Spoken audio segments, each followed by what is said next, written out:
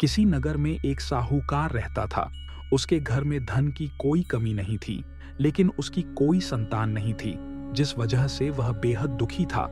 पुत्र प्राप्ति के लिए वह भगवान शिव प्रत्येक सोमवार व्रत रखता था और पूरी श्रद्धा के साथ शिवालय में जाकर भगवान शिव और पार्वती जी की पूजा करता था। उसकी भक्ति देखकर मां पार्वती प्रसन्न हो गई और भगवान शिव से उस साहूकार की मनोकामना पूर्ण करने का निवेदन किया। पार्वती जी की इच्छा सुनकर भगवान शिव ने कहा कि हे पार्वती, इस संसार में हर प्राणी को उसके कर्मों के अनुसार फल मिलता है और जिसके भाग्य में जो हो उसे भोगना ही पड़ता है। लेकिन पार्वती जी ने साहूकार की भक्ति का मान रखने के लिए उसकी मनोकामना पूर्ण करने की इच्छा जताई। माता पार्वती के आग्रह पर शिव जी ने साहूकार को पुत्र प्राप्ति का वरदान तो दिया, लेकिन साथ ही यह भी कहा कि उसके बालक की आयु केवल 12 वर्ष होगी। माता पार्वती और भगवान शिव की इस बातचीत को साहूकार सुन रहा था। उसे ना तो इस बात की खुशी थी और ना ही गम। वह पहले की भांति शिव जी की पूजा करता रहा। कुछ समय उपरांत साहूकार के घर एक पुत्र का जन्म हुआ। जब वह बालक 11 वर्ष का हुआ तो उसे पढ़ाने के लिए काशी भेज दिया गया। साहूकार ने पुत्र के मामा को बुलाकर उसे बहुत सारा धन दिया और कहा कि तुम इस बालक को काशी विद्या प्राप्ति के लिए ले जाओ और मार्ग में यज्ञ कराओ। जहां भी यज्ञ कराओ वहीं पर ब्राह्मणों को भोजन कराते और दक्षिणा देते हुए जाना। दोनों मामा भांजे इसी तरह यज्ञ कराते और ब्राह्मणों को दान दक्षिणा देते काशी की ओर चल पाड़े।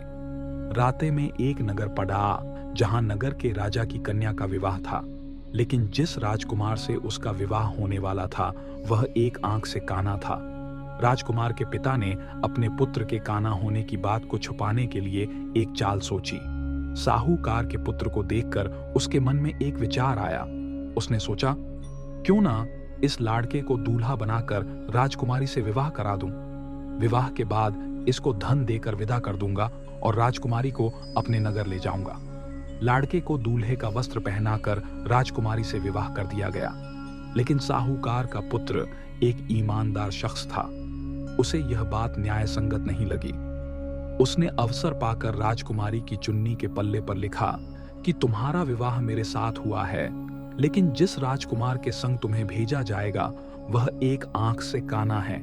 मैं तो काशी पढ़ने जा रहा हूं। जब राजकुमारी ने चुन्नी पर लिखी बातें पढ़ी तो उसने अपने माता पिता को यह बात बताई। राजा ने अपनी पुत्री को विदा नहीं किया, जिससे बारात वापस चली गई। दूसरी ओर साहूकार का लड़का और उसका मामा काशी पहुंचे और वहां जाकर उन्होंने यज्ञ किया। जिस दिन लड़के की आयु 12 साल की हुई उसी दिन यज्ञ रखा गया। लड़के ने अपने मामा से कहा कि मेरी तबीयत कुछ ठीक नहीं है। मामा ने कहा कि तुम अंदर जाकर सो जाओ। शिवजी के वरदानुसार कुछ ही क्षणों में उस बालक के प्राण निकल गए। मृत भांजे को देख उसके मामा ने विलाप शुरू किया। संयोगवश उसी समय शिवजी और माता पार्वती उधर से जा रहे थे। पार्वती ने भगवान से कहा, प्राणनाथ, मुझे इसके रोने के स्वर सहन नहीं हो रहा। आप इस व्यक्ति के कष्ट को अवश्य दूर करें। जब शिवजी मृत बालक के समीप गए तो वह बोले कि यह उसी साहूकार का पुत्र है जिसे मैंने 12 वर्ष की आयु का वरदान दिया। अब इसकी आयु पूरी हो चुकी है। लेकिन मातृभाव से विभोर माता पार्वती ने कहा कि हे महादेव, आप इस बालक को और आयु देने की कृपा करें, अन्यथा इसके वियोग में इसके माता पिता भी तड़ाप तड़ाप कर मर जाएंगे। माता पार्वती के आग्रह पर भगवान शिव ने उस लाड़के को जीवित होने का वरदान दिया। शिव जी की कृपा से वह लाड़का जीवित हो गया। शिक्षा समाप्त करके लाड़का मामा के साथ अपने नगर की ओर चल दिए। दोनों चलते हुए उसी नगर में पहुंचे जहां उसका विवाह हुआ था। उस नगर में भी उन्होंने यज्ञ का आयोजन किया। उस लाड़का के ससुर ने उसे पहचान लिया और महल में ले जाकर उसकी आवभगत की और अपनी पुत्री को विदा किया। इधर भूखे प्यासे रहकर साहूकार और उसकी पत्नी बेटे की प्रतीक्षा कर रहे थे। उन्होंने प्रण कर रखा था कि यदि उन्हें अपने बेटे की मृत्यु का समाचार मिला तो वह भी प्राण त्याग देंगे, परंतु अपने बेटे के जीवित होने का समाचार पाकर वह बेहद प्रसन्न हुए।